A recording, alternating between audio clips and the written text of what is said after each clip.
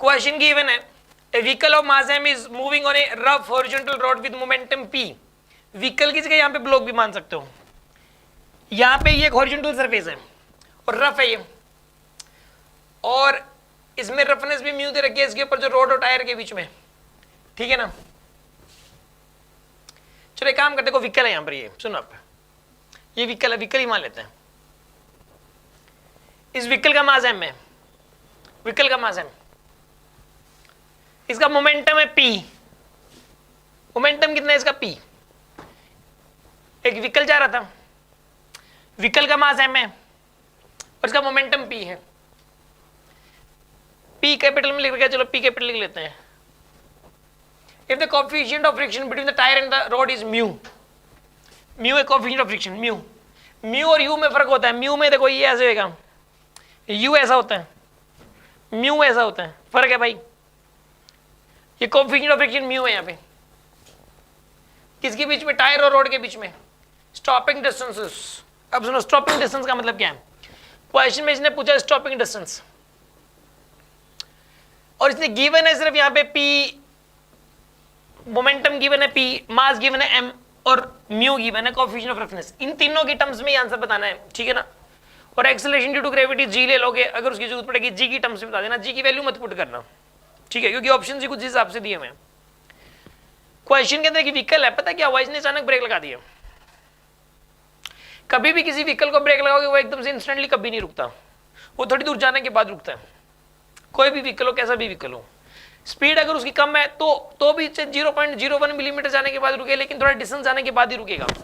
ऐसा कभी भी नहीं होता कि वो तुरंत रुक गया, ऐसा कभी भी नहीं होएगा। स्पीड अच्छी खासी है, गाड़ी स्किड करेगी करेगी।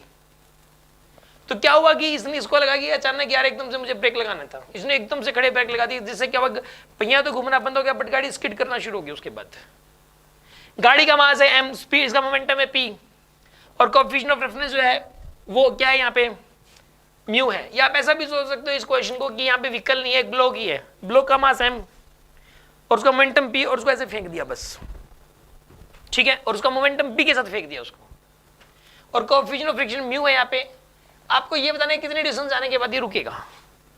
यहाँ पे ये रुकेगा, यहाँ पे इसकी स्पीड कभी ना कभी 0 जरूर हो जाएगी। कितनी डिस्टेंस ट्रेवल करने के बाद ये रुकेगा, ये क्वेश्चन है, सॉल्व करिए आप इसको। देखिए इस वाले क्वेश्चन के अंदर सबसे पहली बात तो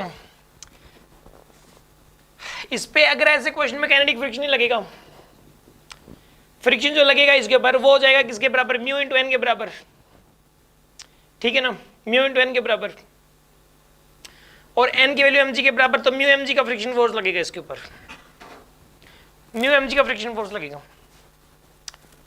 तो इसका रिटार्डेशन कितना हो जाएगा, रिटार्डेशन इधर एक्सेलरेशन होगा इसका, वो होगा friction force by mass, mu mg by m, mu g का रिटार्डेशन होगा इसका, रिटार्डेशन हो जाएगा म्यू जी का, ठीक है ना।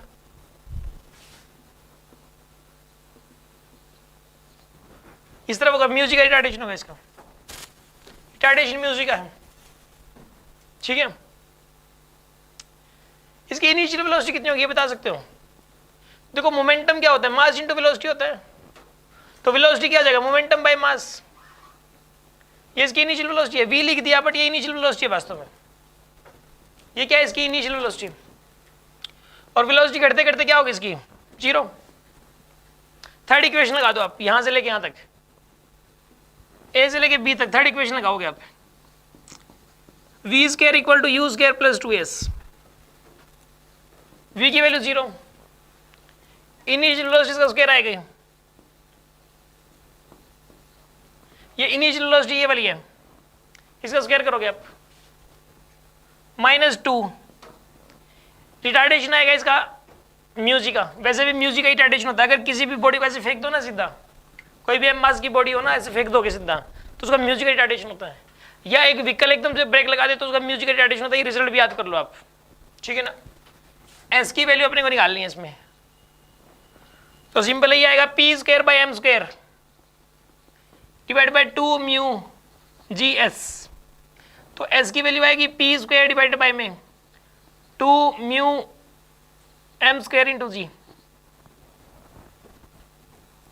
2 mu m square by g, m square g, ये आंसर आएगा इसका। This is our final answer. समझ में आया कि नहीं आया?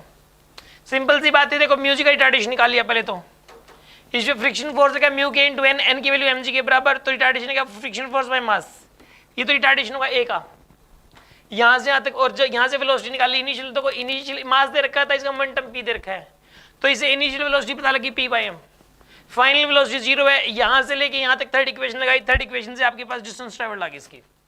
समझ में आ गया आपको?